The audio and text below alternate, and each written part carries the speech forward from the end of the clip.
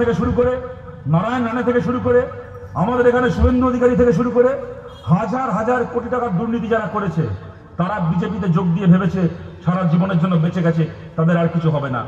আমরা বলছি, আমরা জিতলে সমস্ত সাংবাদিক, মানবাধিকার কর্মী, মহিলা আন্দোলনের কর্মী, দলিত আন্দোলনের কর্মী, যারা বিনা অপরাধে জেল খাটছেন, সঙ্গে সঙ্গে আমাদের সরকার শপথ নেওয়ার পরের মুহূর্তে প্রত্যেককে বিনা শর্তে জেল থেকে মুক্তি দেওয়া হবে। অনেক গান আমাদের এখানে হয়, মিটিং হয়, মিছিল হয়, আমরা এত করলাম। সত্যি কথা বলুন তো, এই চোরগুলোকে নিয়ে গান গেয়ে, এদেরকে নিয়ে মিটিং করে, মিছিল করে গালাগাল দিয়ে কোনো লাভ আছে? এদের লজ্জা শরম বলে কোনো জিনিস আছে? এই যে মগরাহাটে আশপাশে এই কয়েকদিনের মধ্যেই আপনারা আম পাড়তে শুরু করে দেবেন, অনেক গাছে আম পেকে গেছে। এই চত্বরে অনেক জায়গায় ভালো আম হয় গাছে। আপনাদেরকে বলছি, যখন ছোট ছিলাম আমাদের পাড়াতে এরকম দু একটা আম গাছ ছিল।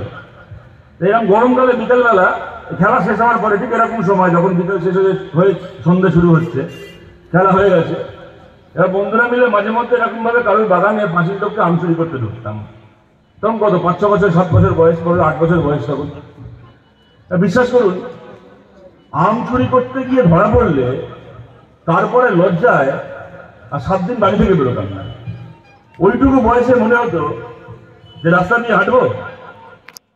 মানুষগুলোকে দেখি গরু চুরি করে, বালি চুরি করে, কয়লা চুরি করে, লোকের চাকরি চুরি করে, তারপরে না আছে লজ্জা, না আছে শরম, আবার দাঁত বার করে মঞ্চে দাঁড়িয়ে বড় বড় ভাষণ দেয়। মানে কতগুলো বেহায়া মরলে একটা তৃণমূল জন্মায় বলুন তো? কি হবে, কি হবে এদেরকে নিয়ে গান করে, এদেরকে নিয়ে মিটিং করে, মিছিল করে, যদি না ঘাড় ধাক্কা দিয়ে এগুলোকে সরকার থেকে তাড়ানো গেছে, পঞ্চায়েত থেকে তাড়ানো গেছে, পুরসভা থেকে তাড়ানো গেছে, যতক্ষণ না ঘাড় ধাক্কা দিয়ে এগুলোকে জেলের ভেতর ঢোকানো গেছে, কি হবে? 100টা মিটিং মিছিল করে কোনো লাভ নেই যদি এদেরকে ভোটে না হারানো গেছে। এদেরকে ভোটে হারাতে হবে, এদেরকে এই মগরাহাটে। এবার আমি জানতাম খেপা সার লাল রং দেখলে চটে যায়। এখন এই যত ভোট এগোচ্ছে, যত বামপন্থীদের কংগ্রেসের মিটিং এ মিছিলে মানুষের ভিড় বাড়ছে, তখন এই গরুচোর ভাইপোর অবস্থা হচ্ছে খেপা সারের মতো। পুলিশও বুঝে গেছে, তৃণমূলের লোকেরাও বুঝে গেছে, কর্মীরাও বুঝে গেছে, আমাদের ভাইপো খেপা সার হয়ে গেছে। যেদিন যে এলাকায় মিটিং করতে যাবে, দরকার হলে সিপিএম এর হাতে পায়ে ধরে বলতে হবে, আরএসপি কে, ফরওয়ার্ড ব্লককে হাতে পায়ে ধরে বলতে হবে, লাল পতাকাগুলো সরিয়ে নাও, আমাদের ভাইপো আসছে। বাংলার যে কোনো পাড়া, যে কোনো গলি হতে পারে, মাথা উঁচু করে প্রতিটা গলির মুখে, হাটে, বাজারে, কলে কারখানায় লাল পতাকা উঠছে, লাল পতাকা উঠবে। আর কারোর যদি আপত্তি থাকে, দিদিকে আর দিদির গরুচোর ভাইপোকে বলছি, আপনাদের যদি আপত্তি থাকে লাল পতাকা দেখতে, আপনি প্রথম নন। আপনার আগে আর এক নেতা ছিল জ্যোতিপ্রিয় মল্লিক, তারও এরকম ভাবে খুব আপত্তি ছিল লাল পতাকায়, লাল রঙে। ক্ষমতা এসে মঞ্চে দাঁড়িয়ে বলেছিল সিপিএম এর জন্য একটা লাল পতাকা এলাকায় বাধা না হয়।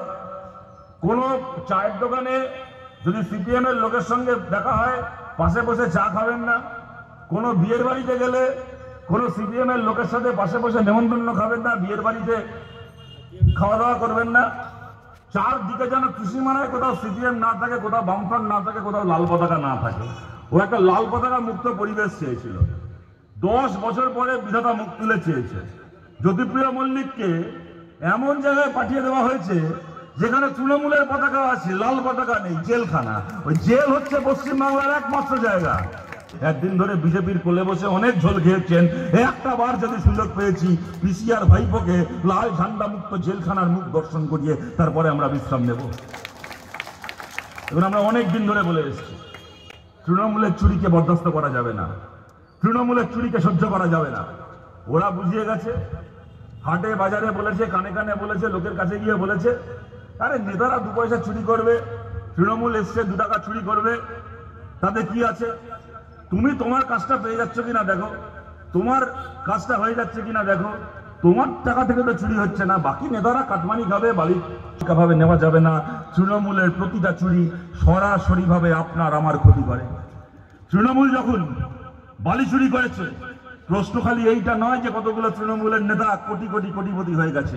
তার থেকে বড় প্রশ্ন, আমাদের রাজ্যে নদীর ভাঙন বেড়েছে, খেটে খাওয়া মানুষের ঘর চোখের পলক পড়ার আগে, আগের দিন রাত্রিবেলা যে মানুষটা নিজের ঘরে নিজের সংসারকে নিয়ে রাত্রিরে ঘুমোতে গেছিল, পরের দিন কাজে বেরিয়েছে সকালবেলা, দুপুরবেলা বাড়ি ফিরে দেখেছে তার ঘর ভেঙেছে। চুরি করেছে বলে যে ছেলে মেয়েদের চাকরি পাওয়ার কথা ছিল তারা দিনের পর দিন রাস্তায় বসে অনশন করেছে। তার থেকে বড় কথা, আমার আপনার ঘরের সাধারণ ঘরের ছেলে মেয়েগুলো স্কুলে গেছে পড়াশোনা করতে। বামফ্রন্ট সরকার ছিল, হাজার হাজার কোটি টাকার দুর্নীতি যারা করেছে তারা বিজেপিতে যোগ দিয়ে ভেবেছে সারা জীবনের জন্য বেঁচে গেছে, তাদের আর কিছু হবে না। আমরা বলছি, আমরা জিতলে সমস্ত সাংবাদিক, মানবাধিকার কর্মী, মহিলা আন্দোলনের কর্মী, দলিত আন্দোলনের কর্মী, যারা বিনা অপরাধে জেল খাটছেন, সঙ্গে সঙ্গে আমাদের সরকার শপথ নেওয়ার পরের মুহূর্তে প্রত্যেককে বিনা শর্তে জেল থেকে মুক্তি দেওয়া হবে।